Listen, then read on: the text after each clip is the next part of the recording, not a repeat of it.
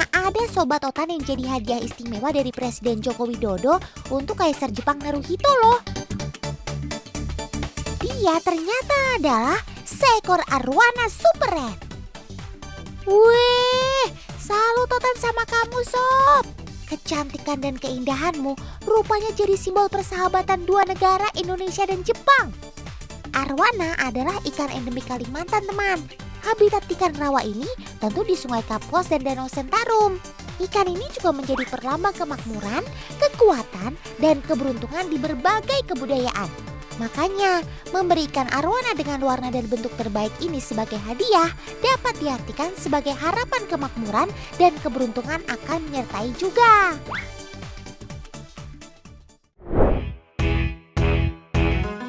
Soal harga, memang arwana termasuk ikan premium untuk penghobi yang serius.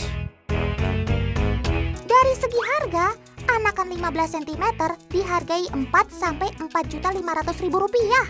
Harganya jauh berbeda dengan arwana silver yang nilainya kurang dari 500.000 rupiah. Hal ini karena arwana super red hanya bisa menghasilkan 30 butir telur saat panen. Berbeda jauh sekali dengan jenis arwana silver yang bisa menghasilkan sekitar 200 butir telur setiap panen. Ikan air tawar ini aktif di malam hari. Di siang hari seperti ini, ia biasanya berteduh di bawah enceng gondok ini. Matahari memang bisa membuat warna ikan menjadi lebih terang. Tapi kalau tidak ada tempat berteduh, kan kasihan juga kalau mereka kepanasan.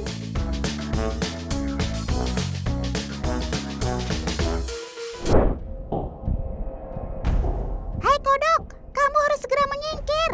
Ini adalah kolam ikan predator yang ganas. Duh, Otan kasih tahu malah diem aja. Gimana sih? Awas, ada arwana mendekat.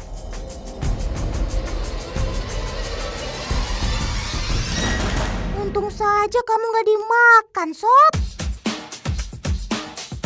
Kodok ini ternyata pura-pura mati supaya tidak dimakan oleh si predator cantik ini. Naluri berburunya memang tidak diragukan lagi. Ia biasa memakan hewan-hewan kecil yang melewati daerah kekuasaannya. Ya, sifatnya memang teritorial. Makanya, ia tidak pernah digabungkan dengan ikan jenis lain jika di akuarium. Di rawa seperti ini pun, jika hanya ada 1-8 ekor, mereka pasti akan berantem untuk berebut kekuasaan. Makanya, sengaja diberi lebih dari 10 ekor ikan supaya nggak berantem. Dengan begini, ruang gerak mereka terbatas, sehingga mereka tidak lagi berebut kekuasaan. Selain arwana yang berwarna merah dan silver, rupanya ada juga loh aneka jenis arwana yang sangat dicari sama kolektor, tapi karena bentuknya yang tak biasa. Ini dia si ikan arwana kembar siam. Ikan seperti ini sangat sulit bertahan hidup, harus diperlakukan sangat hati-hati. Tapi sayang, satu hari sebelum tim Otan datang, salah satu dari mereka tidak bertahan dan akhirnya mati.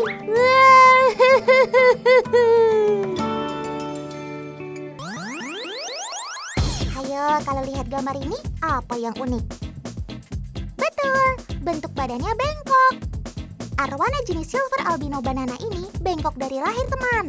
Sudah albino, bengkok pula. Istimewa banget kalian sob. Kalau harga silver albino biasanya 4 juta, untuk silver albino bengkok ini bisa dihargai 4-9 juta, tergantung dari keunikan badannya. Wah, luar biasa. Satu lagi nih, Otan mau ngenalin ikan hias asli Kalimantan. Nah, ini dia si ikan.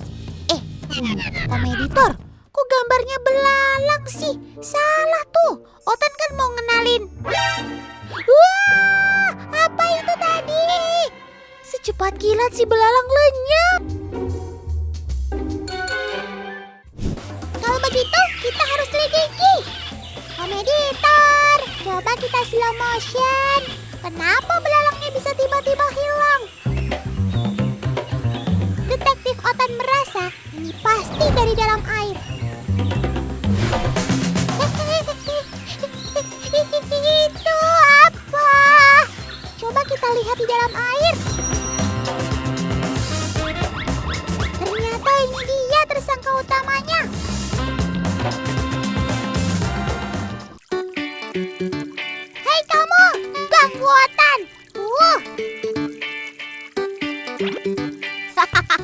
Ketahuan deh. Maaf ya Otan dan teman-teman di rumah, aku tadinya nggak mau ganggu. Tapi melihat belalang tadi, naluri untuk menyambar langsung keluar. Aku memang terbiasa untuk meloncat keluar bila ada mangsa yang berada di darat, seperti tadi. Kekuatanku berada di buntutku. Dengan tolakan yang kuat, dengan mudahnya aku melompat. Aku dapat melompat hingga 10 cm. Oh iya, aku belum sempat memperkenalkan diri. Kenalkan, namaku Beta Patoti. Karena namaku ada betanya, aku adalah jenis ikan cupang. Aku adalah ikan endemik asli dari Kalimantan Timur loh. Mengenali jenisku mudah kok teman. Balutan seperti loreng berselang-seling pada badanku. Mirip si raja hutan. Harimau. Haum!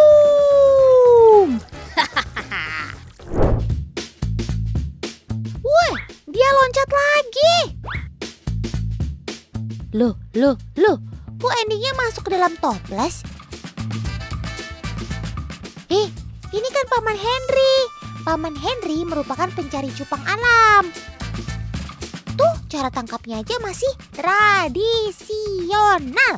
Cukup dengan ranting pohon dan umpan hidup, hop, si ikan datang dengan sendirinya.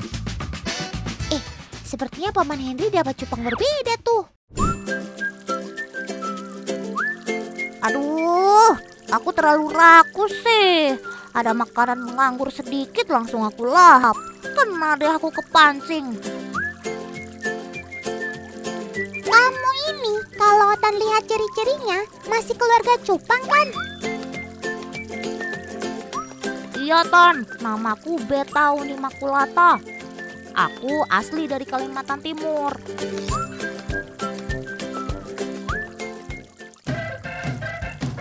Oh iya, cupang liar juga ada 2 jenis teman. Cupang yang menjaga telur dalam gelembung atau bubble nest. Dan ada juga yang menjaga telur dalam mulutnya atau mouth breather. Kalau sobat Otan si Unimaculata ini termasuk yang mouth breather.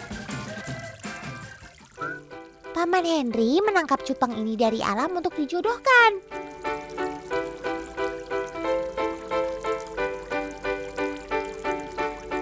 Setelah memijah, Beta Unimaculata langsung memunguti telur-telur yang sudah terbuahi dan memasukkannya dalam mulutnya. Membutuhkan waktu 14 hingga 18 hari lamanya hingga telur menetas dan sang ayah mengeluarkan anakan dari mulutnya. Ini dia nih anakan Beta Unimaculata yang telah menetas. Sebagian dari mereka nantinya akan dilepas liarkan kembali ke habitatnya teman. Let's go! Langsung kita bawa ke habitat aslinya. Kenapa harus habitat aslinya? Karena apabila bukan di habitat aslinya, maka kita berpeluang merusak rantai makanan yang sudah tercipta di tempat tersebut. Sampai jumpa lagi sobat-sobatku. Hati-hati, jaga diri kalian baik-baik ya.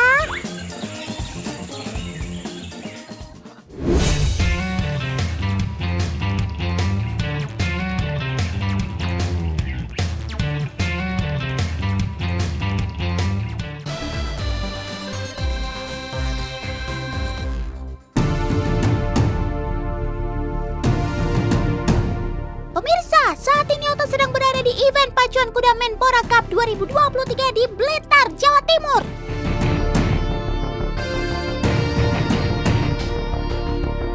Sobat-sobat Otan ini akan memperebutkan piala bergengsi sebagai kuda terbaik dan tercepat.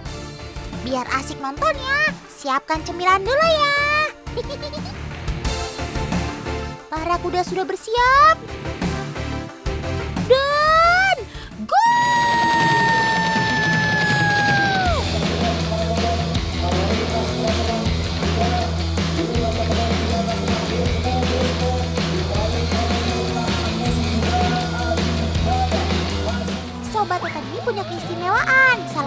punya stamina yang kuat. Karena memiliki jantung dan paru-paru yang sangat besar untuk memompa darah, sekaligus menghirup oksigen dalam jumlah yang besar. Anatomi tubuh mereka juga memungkinkan untuk bisa melakukan aktivitas fisik yang berat. Jadi jangan heran kalau kuda dapat berlari cepat dalam waktu yang lama tanpa kehabisan nafas dan energi. Kermakso! Dan inilah sang juara, si Terminator Woman! Kermakso!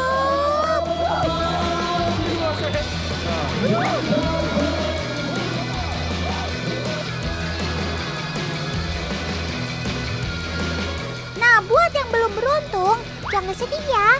Karena dalam perlombaan itu, kalah dan menang adalah hal yang biasa.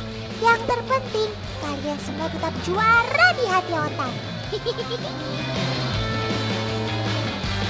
Setelah lari, kamu gak boleh langsung rebahan atau duduk santuy ya sob. Karena resikonya bisa kram loh. Udah harus jalan-jalan kecil terlebih dahulu, supaya otot-otot kakinya bisa lebih rileks.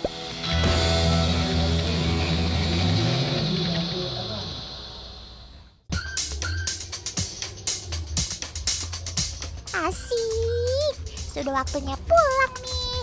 BTW, Otan mau ikut dong. Sekalian kepoin tempat tinggal kalian. Boleh kan? Siapa tahu aja bisa sekalian kenalan sama teman-teman kalian yang lain. Berang-berang bawa berkat. Berangkat!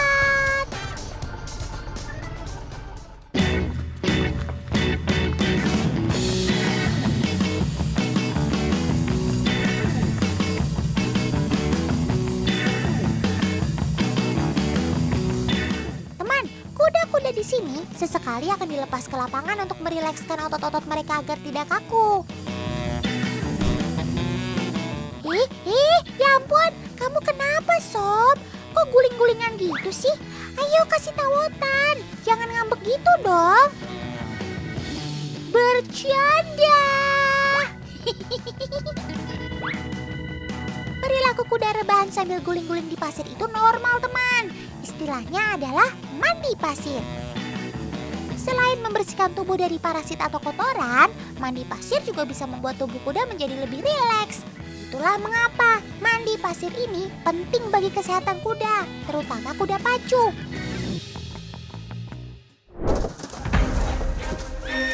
Tolong! Lantak! Ada apa sih dengan teman Otan satu ini? Kok kelihatannya kayak gelisah gitu? Kamu lapar? Kamu haus? Atau kamu lagi galau sob? Coba sini cerita sama Otan. Teman, terkadang kuda bisa menjadi gelisah karena hal-hal tertentu. Salah satunya adalah kesepian teman. Di alam liar, hewan herbivor ini suka bersosialisasi dan banyak ditemukan secara berkelompok. Nah, salah satu cara mereka bersosialisasi adalah dengan saling mengelus kepala satu sama lain. So sweetnya. Kalian bikin Otan iri deh.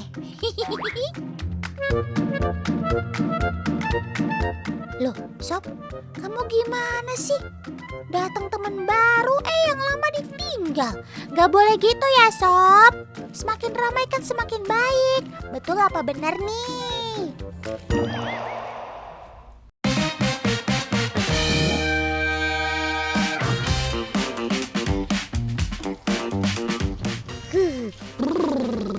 Segarnya bukan main.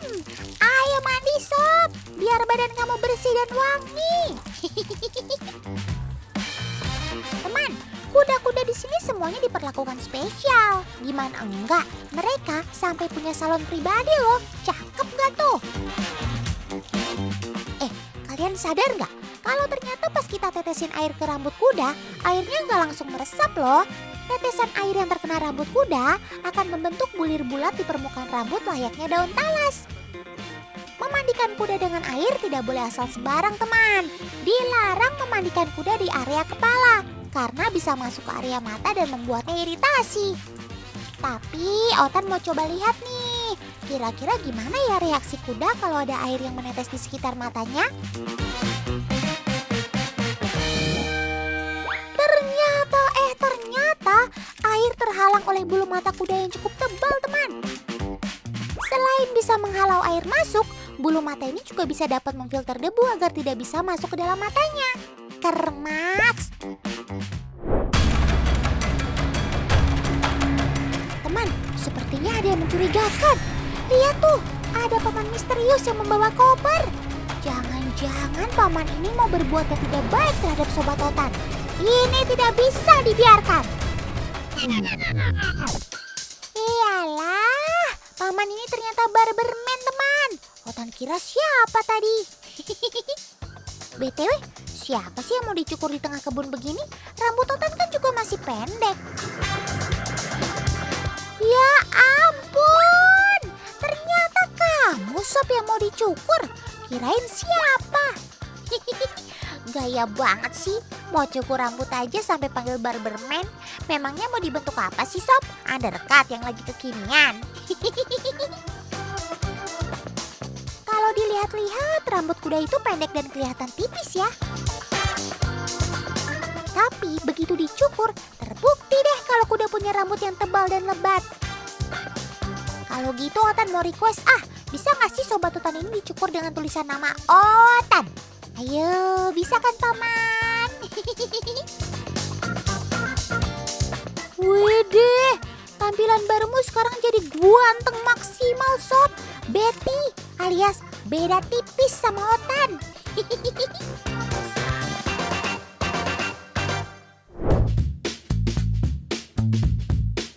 Menurut teman-teman, yang ada di seluruh badan kuda itu disebut rambut atau bulu ya? Kayaknya masih pada bingung nih. Ayo Sob, kita coba kepoin warga yang ada di sini yuk. Bulu, tapi pendek. Bulu. Mungkin kalau rambut lebih tebal sama panjang, kalau bulu ya halus gitu. Hei, kenapa kakak-kakaknya jadi bingung gitu sih? Gini, biar Otan jelasin.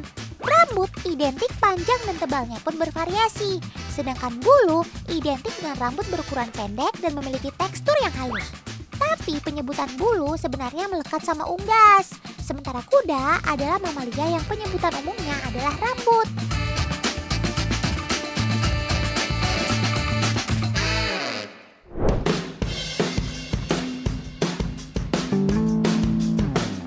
Meskipun kandang kuda, tapi enak dipandang ya Sob.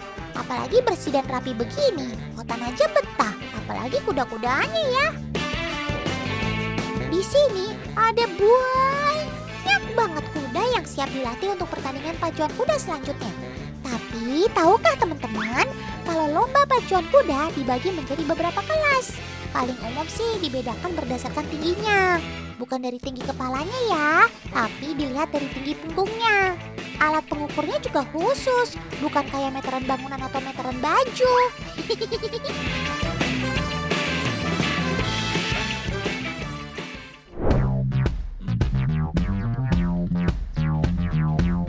Waduh Sob, kamu ini lagi debus unjuk gigi atau lagi ada masalah sih?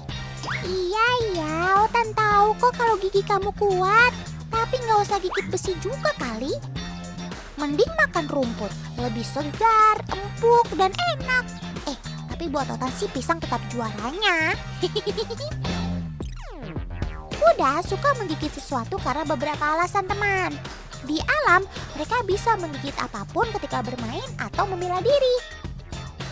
Selain itu, menggigit adalah satu tanda bahwa kuda sedang agresif. Kuda jantan khususnya bisa menjadi penggigit yang berbahaya loh.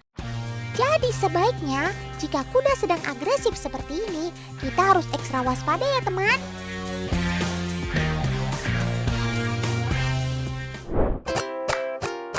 Selain kuda pacu, ada olahraga lain yang menggunakan kuda loh. Ini termasuk olahraga yang berat. Soalnya ada kuda yang harus diangkat. Maksud Otan, angkat kuda di permainan catur ya. Tapi dalam catur, langkah kuda seperti bentuk L. Gerakan L melambangkan gerakan kuda yang bisa mengecoh lawan dan melewati medan perang dengan sat. Canggih ya kamu Sob.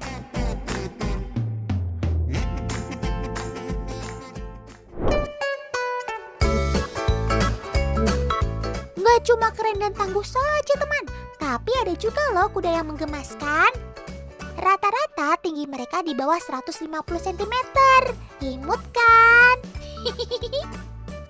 Sobat Otan ini adalah jenis kuda poni Shetland yang berasal dari Kepulauan Shetland di Skotlandia.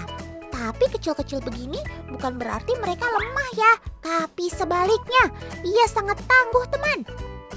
Habitat mereka memiliki iklim yang ekstrim dan kurangnya sumber makanan. Dengan keadaan tersebut, Sobat Otan ini dipaksa untuk menjadi tangguh demi bertahan hidup. Walau imut, tapi mereka juga memiliki otot kekar, sama seperti kuda pada umumnya. Istilahnya sih, poni Shetland ini adalah kecil-kecil cabai rawit.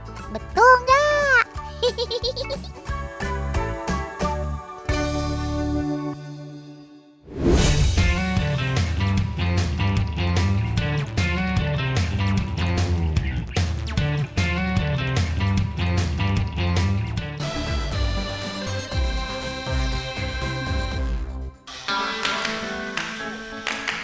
Halo teman, udah pada tahu belum kalau ada sobat-sobat Dolpino yang punya kecepatan super?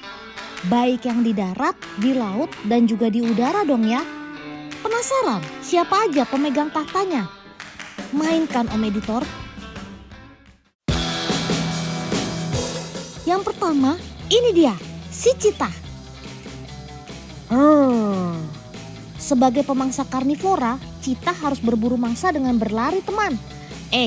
Tapi karena tinggal di padang luas, kok ya daftar menu makannya bukan ayam, bukan kambing, tapi si kijang gazelle ini.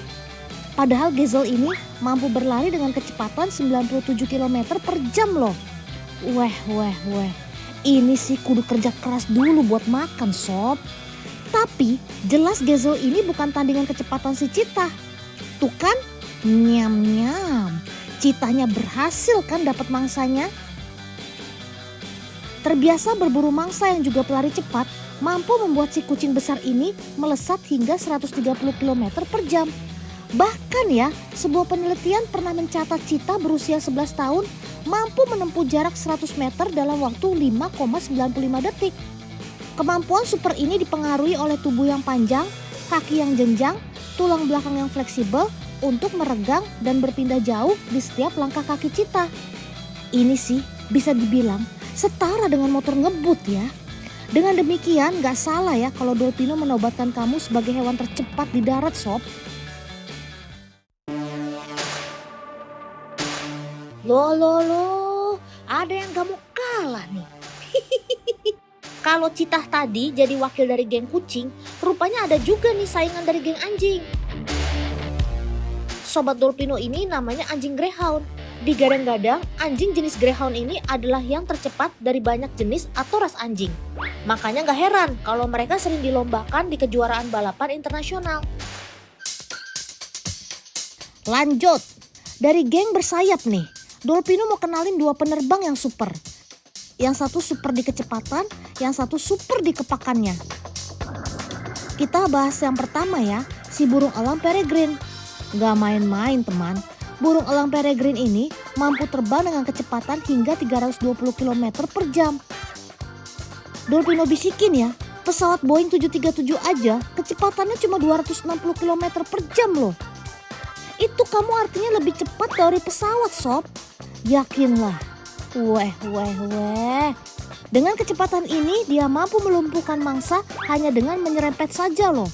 Kebayangkan kalau kesamber cakarnya tapi dengan kecepatan segitu. Nah, penerbang super yang kedua adalah si burung hummingbird. Kecil-kecil gini, dia cabai rawit teman. Si hummingbird mampu mengepak sayap hingga 53 kali per detik. Tuh, gak, 4, 6, jupan lan loh.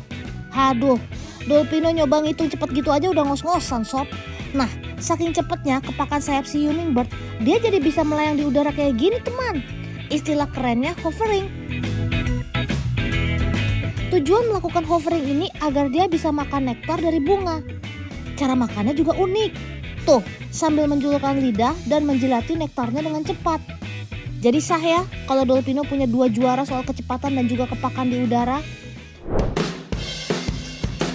Nah, kalau dari dunia air nih, Dolpino juga punya banyak kandidat. Sekarang kita coba bayangin kawanan tuna yang lagi berburu ini dulu ya. Wus, wus, wus. Dengan bentuk tubuhnya yang mirip torpedo, tuna mampu berenang hingga kecepatannya 77 km per jam. Kebayangkan kecepatan serangannya? Tapi mereka rupanya terkalahkan sama sahabat Dolpino satu ini, si ikan marlin. Gak kaleng-kaleng, dia mampu berenang dengan kecepatan 130 km per jam. Weh, itu sih secepat mobil di jalan tol, teman. Marlin dan sepupunya ikan layar atau shellfish dan ikan pedang atau swordfish rupanya merajai ikan-ikan perenang tercepat. Mereka bisa begitu dikarenakan fitur mencolok yaitu moncong mirip pedang dan juga sirip yang bisa membuat aerodinamis level maksimum. Cakep. Pantesan kamu bisa melesat kayak peluru di dalam air, sob. Makanya gak heran kalau ikan-ikan ini jadi idola para pemancing. Kekuatan kibasan ekornya bahkan bisa melontarkan mereka terbang di atas air. Wih, Dolpino mania, mantap!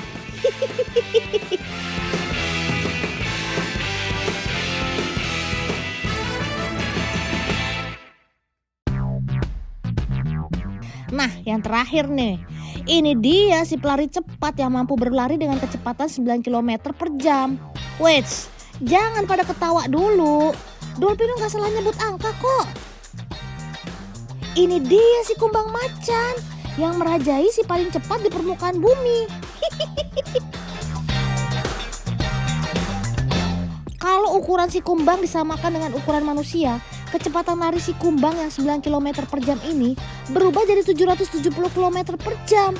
Nah kan, di ukurannya sebagai serangga kecil aja, dia mampu berlari 120 kali ukuran tubuhnya per detik. Kalau dia jadi manusia, ya pasti udah secepat The Flash kan? Jadi gak salah ya kalau Dolpino menobatkan kamu sebagai yang tercepat di antara semua hewan ya.